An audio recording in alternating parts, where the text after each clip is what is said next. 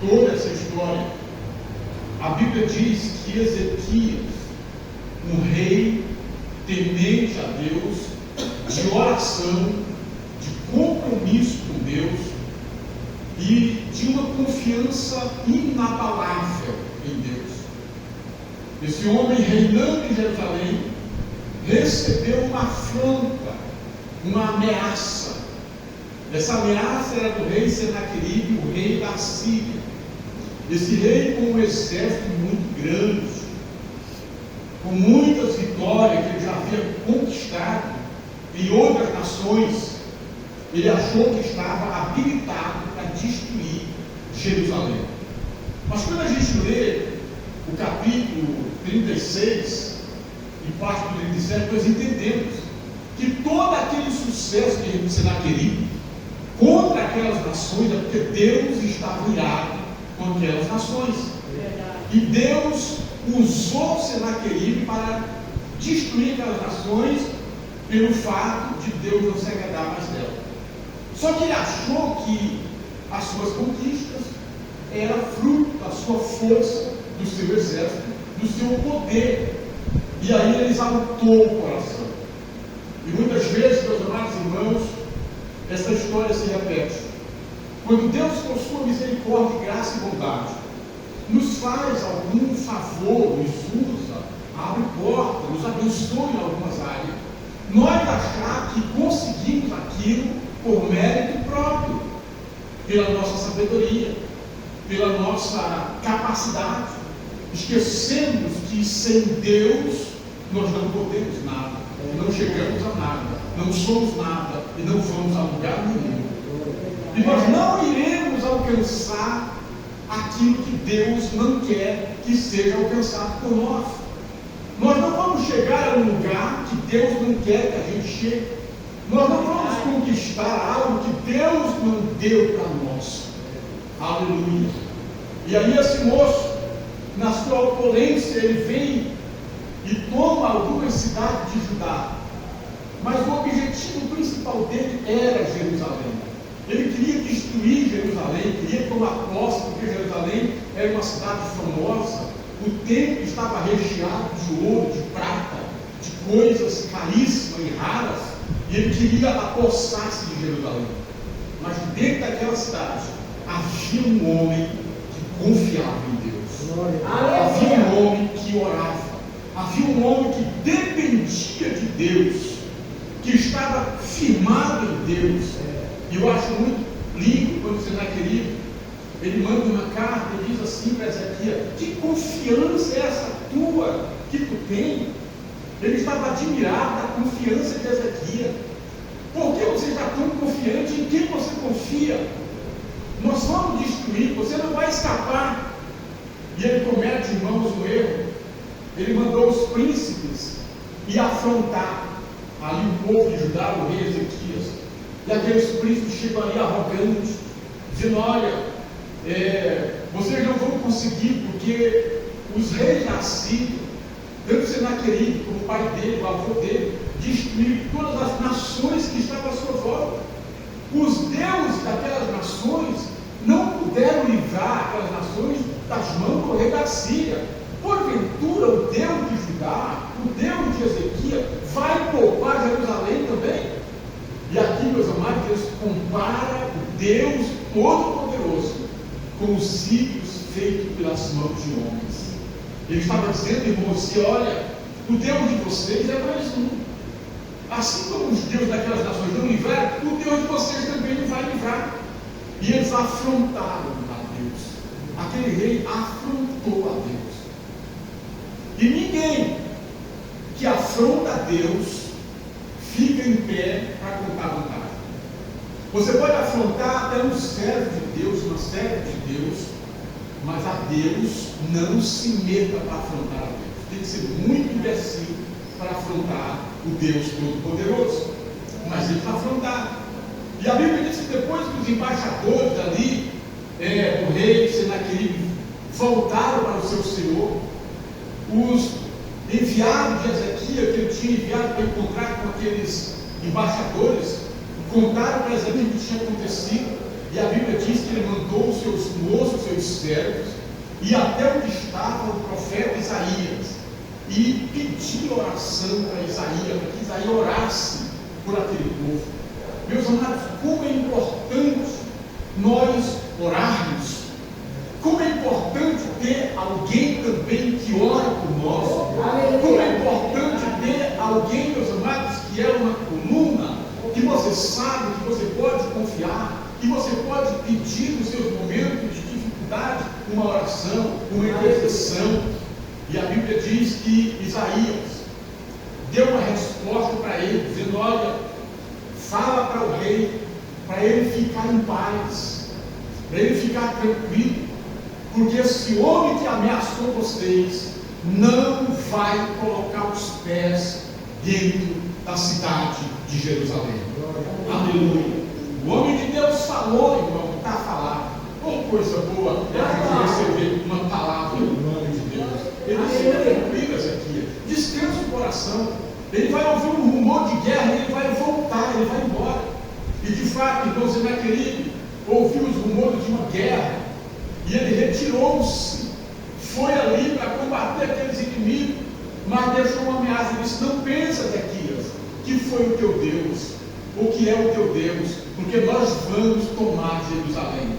E foram, tiveram pelo menos um certo tempo. Depois ele voltou, irmãos, voltou com o seu exército, e aí mandou cartas para Ezequias, cartas de afronta, para afrontar Ezequias, afrontar Deus. E quando Ezequias pega aquelas cartas, ele vai até o templo, ele abre aquelas cartas, aqueles papéis ali, e coloca no altar, e ele faz uma oração de: Senhor, aí estão as ameaças que esse homem está fazendo, não a mim, mas ao Senhor. Ele está ameaçando, ele está afrontando.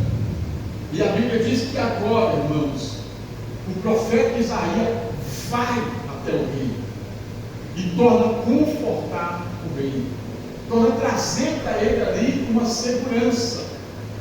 Glória a Jesus, aleluia.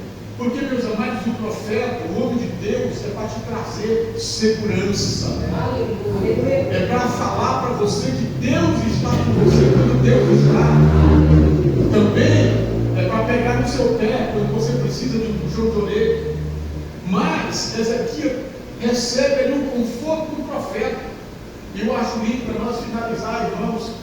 A Bíblia diz que enquanto o Senaqueribe está com seu grande exército, aquela multidão de soldados ali, preparados para atacar Jerusalém, aleluia, para destruir Jerusalém, para fazer com que todos sejam reduzidos a cinza e a pó. Naquela noite, eu acredito que era a noite anterior ao massacre. Eu penso comigo que está dizendo: amanhã cedo a gente toma Jerusalém, amanhã cedo a gente destrói tudo. O exército de Ezequias não estava à altura para lutar com aquele grande exército, mas Ezequias tinha o exército de Deus ao seu favor. Glória a Deus. Aleluia. As armas que Ezequias tinha, às vezes não eram suficientes para derrotar aquele exército, mas as armas de Deus estavam à disposição daquele homem que confiava em Deus. Meus irmãos, quantas vezes nós não temos condições de vencer os nossos adversários, e nós estamos dizendo: não tem mais jeito, calma, aleluia, o nosso Deus está conosco.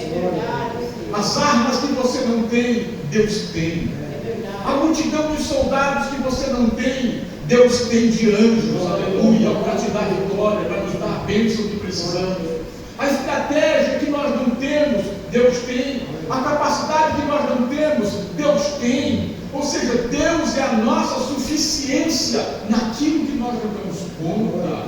Aleluia, glória a Jesus. Então, meus amados irmãos, naquela mesma noite, saiu um anjo, irmã Isabel, só foi um.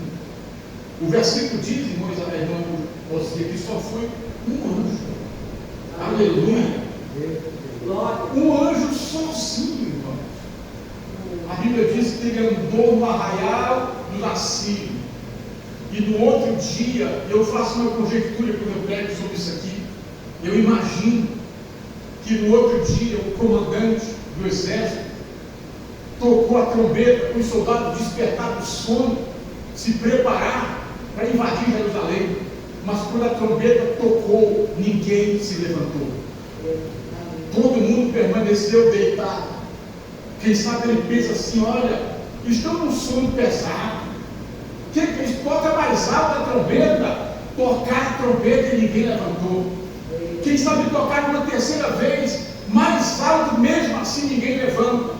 Então começa a conferir para saber o que está acontecendo. Eu imagino aqueles moços com aquele dedo assim para saber se tinha pulso ainda. Eu falei: esse aqui está morto, não vai levantar. Vê o próximo, está morto também. Vê o próximo. Finalmente chegaram à conclusão que todos aqueles 185 mil soldados estavam mortos. Todos estavam mortos. Irmãos, a vergonha foi tão grande que Senaqueribe retirou-se, triste, cabeça baixa, porque naquele dia ele entendeu que o bom não era Ezequias, o bom era o Deus de Ezequias. Que o poderoso não era Ezequias, o poderoso era o Deus de Ezequias. Naquele dia ele entendeu que quem guerreava as guerras de Israel não era simplesmente os seus soldados, era o próprio Deus. Aleluia.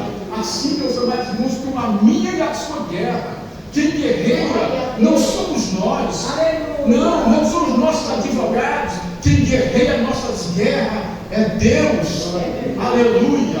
O homem trabalha com as possibilidades humanas, Deus trabalha com o impossível. O impossível é a matéria predileta de Deus. Deus é o Deus do impossível. E a Bíblia diz que Senaqueribe retirou-se, voltou para Nínive. E chegou lá, entrou na casa do Deus dele, do ídolo dele, se prostrou ali diante daquele ídolo. E vieram seus dois filhos, próprios filhos, e feriram ele a espada, e mataram ele ali, naquele santuário pagão. Por quê, irmão? Porque ele afrontou Deus. Porque ele colocou Deus no mesmo nível dos ídolos feitos por mão humana. E naquele dia, Judá entendeu que o seu rei, que Ezequias, confiava de fato num Deus que pode livrar, num Deus que sabe livrar, num Deus que é especialista em livrar. E eu quero finalizar, irmãos, mesmo sendo muito cedo, dizendo para você: não há guerra invencível quando você coloca ela nas mãos de Deus. Não há problema sem solução quando você coloca nas mãos de Deus. Aleluia. Deus pode todas as coisas, faz todas as coisas e opera todas as coisas, porque Ele é Senhor dos céus e da terra. Amém?